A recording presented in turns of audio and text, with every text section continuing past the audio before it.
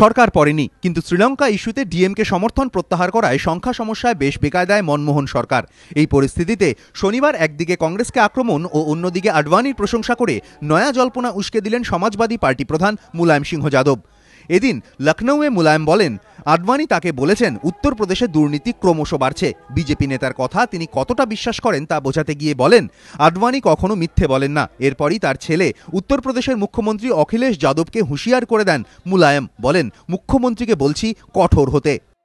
आडवाणी जी कभी झूठ नहीं बोलते हैं, हमेशा सच बोलते हैं। मैंने कई बार कहा है, आडवाणी जी भाषण में भी कहीं भी गलत नहीं बोलते, उनको सही खबर है। मैं दोबारा उनसे मिलूंगा। এর পাশাপাশি কংগ্রেসের বিরুদ্ধেও তোপ দাগেন মুলায়ম।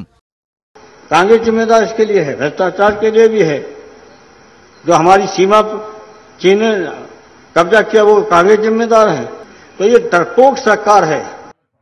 এদিকে এদিন নাম না করে ফের মুলায়মকে আক্রমণের নিশানা করেন বেনি প্রসাদ বর্মা। কয়েকদিন আগেই মুলায়মকে সন্ত্রাসবাদীদের সঙ্গে তুলনা করে বিতর্ক তৈরি করেছিলেন ইস্পাত মন্ত্রী।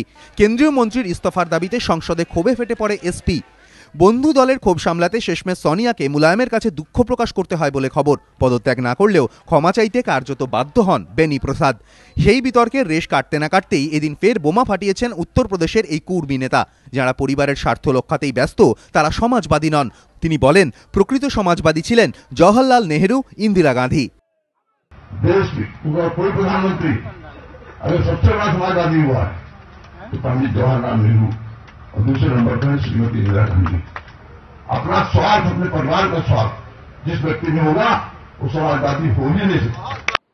কয়েকদিন আগে সমাজবাদী পার্টির মুখপাত্র রামগোপাল যাদব বাজপেয়ীর এনডিএকে মনমোহনের ইউপিএ 2 এর থেকে এগিয়ে রেখে নয়া জল্পনা উস্কে দিয়েছিলেন। এদিন মুলায়মের আডবাণী প্রশংসা ও কেন্দ্রকে আক্রমণ সেই জল্পনাকেই আরও উস্কে দিল বলে মনে করছে রাজনৈতিক মহল। এবিপি আনন্দ।